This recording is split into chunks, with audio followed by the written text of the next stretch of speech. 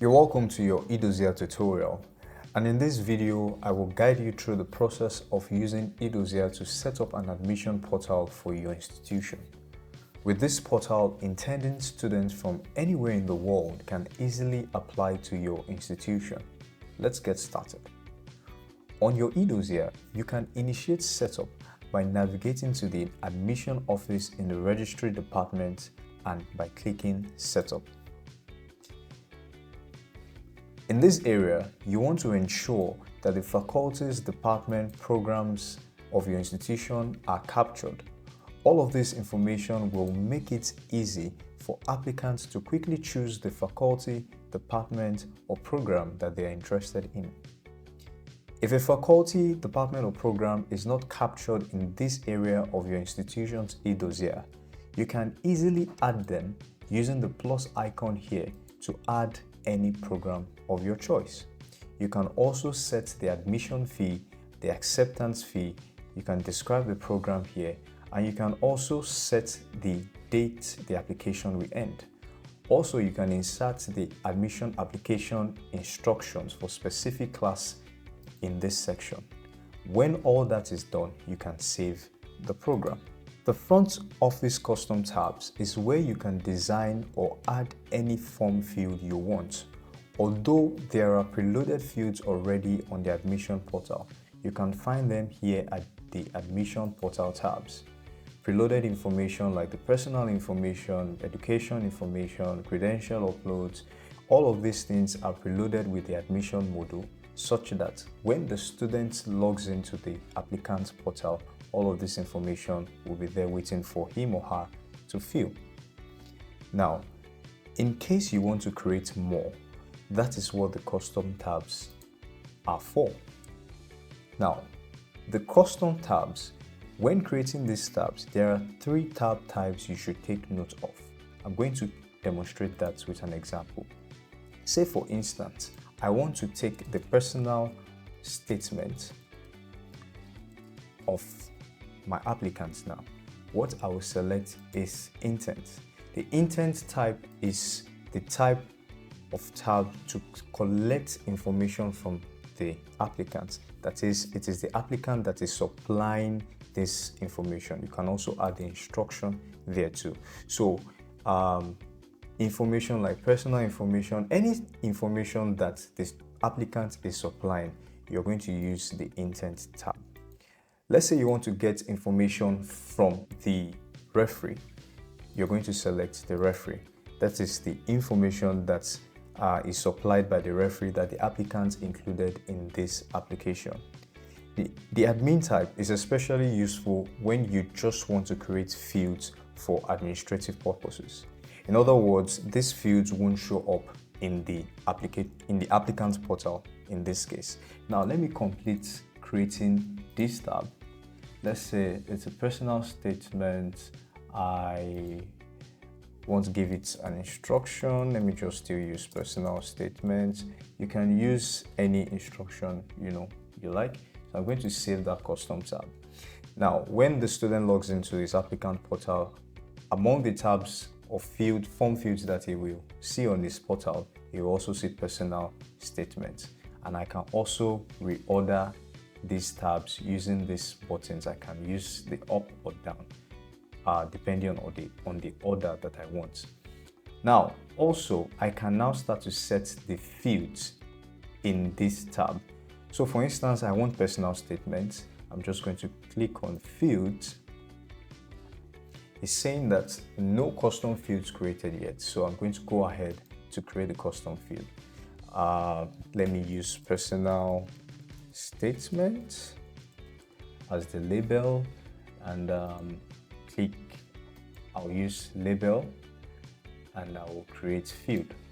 So this is me customizing how my form is going to look like.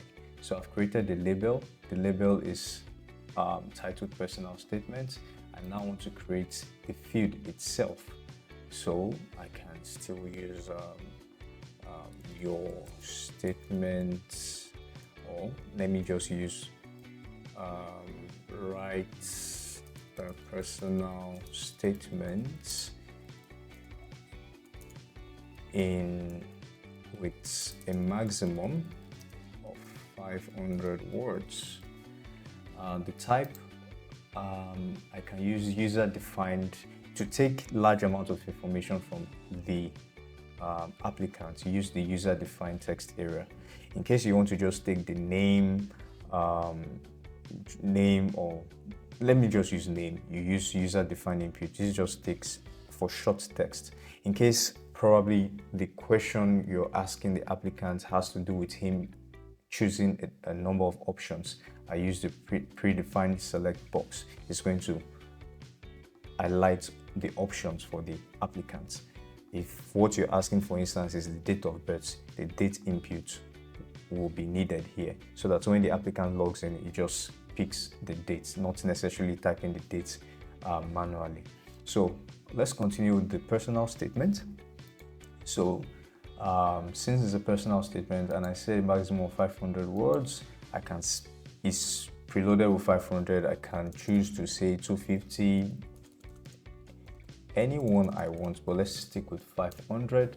And the required checkbox is the students cannot go forward with the application except he answers, or he has taken care of answering this particular section of his application. So I'm going to click on required and I'm going to create field. Now I can do that for as many fields as I want, depending on the administrative processes in my institution. And after that, that is it. You've successfully set up an admission portal for your institution. So when you do all of this customization, you set up everything here in the admission office. Everything you do here will reflect in the in the applicant portal, except the tabs that are for administrative purposes. Now, how do the applicants apply and have access to this form? Usually, you're going to have to give them the admission URL. This could be on the school website or any other means of communication with the applicants. The admission URL is usually like this. Let's say, for instance, the admin address of the institution's eDossier is mbts.edossier.app/admin. The admission portal address will be mbts.edossier.app/admission. The abbreviation of your school may be different from MBTS, but every other thing remains the same. Let's say the abbreviation of your school is HSO, for instance. That will be hso.edossier.app/admission.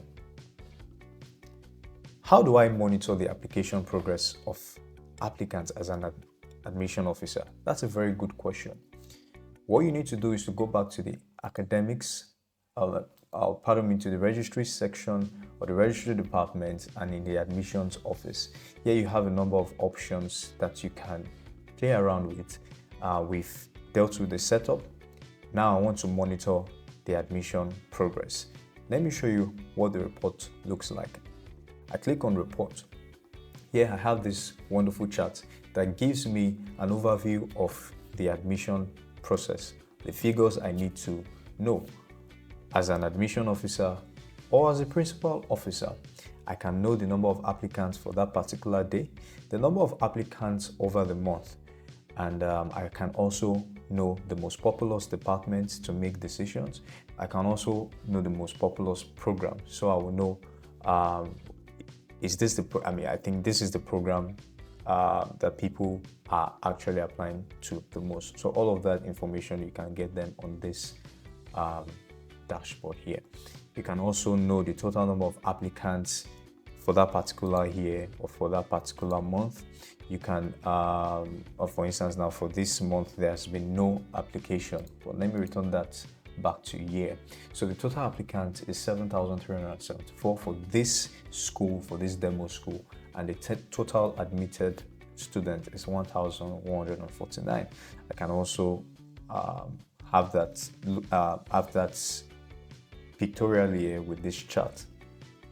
Also, if your school has multiple branches, you can also see the way the admission processes. You can manage the admission processes for multiple branches right from this office. And also you can see the conversion rate of each campus. So it helps you as an admission officer. It also helps the principal officers to make quick decisions for the benefit of the school. Now, after this report, because we want to answer the question of how do I monitor the progress. I've shown you how the report looks like. How do I monitor the progress of applicants when they apply? Where do I see their data or their information? Where this is done is at the front office. Now, this is just an overview of the front office. You can either access the front office from here, or you can still access it in the admissions office. Here you see front office to view the applicants.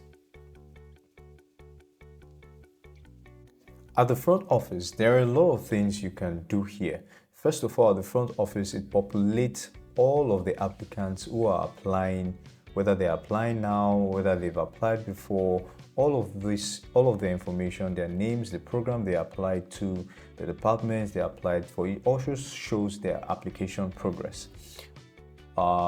This column is the score. For instance, if the applicants have taken an online entrance exam that you set using Edosia, it automatically computes all of those scores here.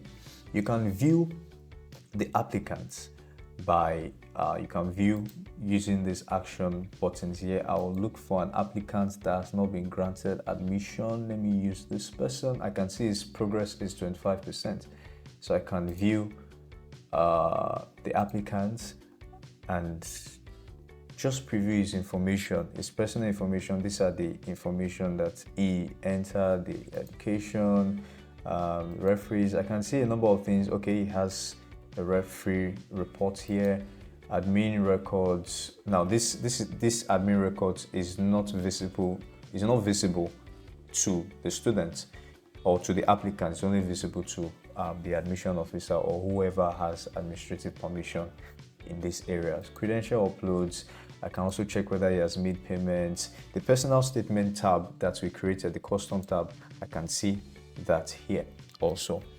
Medical information, all of that. These are tabs that were created at the admission setup area. So for instance, for this particular student, probably I'm not satisfied with the information he has supplied. I need him to supply more. I want to know why he has not completed his application. I can easily fetch his email, phone number here, and give him or her a call.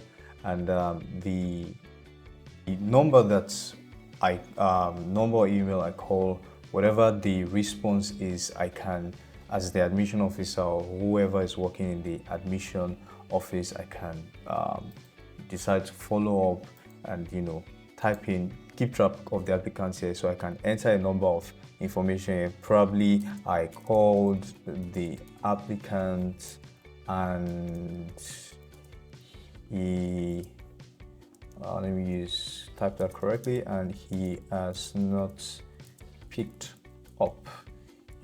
I can track with this information here. It helps whoever because there are a number of persons that can be working in the admission office. It helps whoever is there to be able to follow up on that particular applicant. Let's say, for instance, he or she wants to follow up on the call and make calls again to be able to follow up on that student.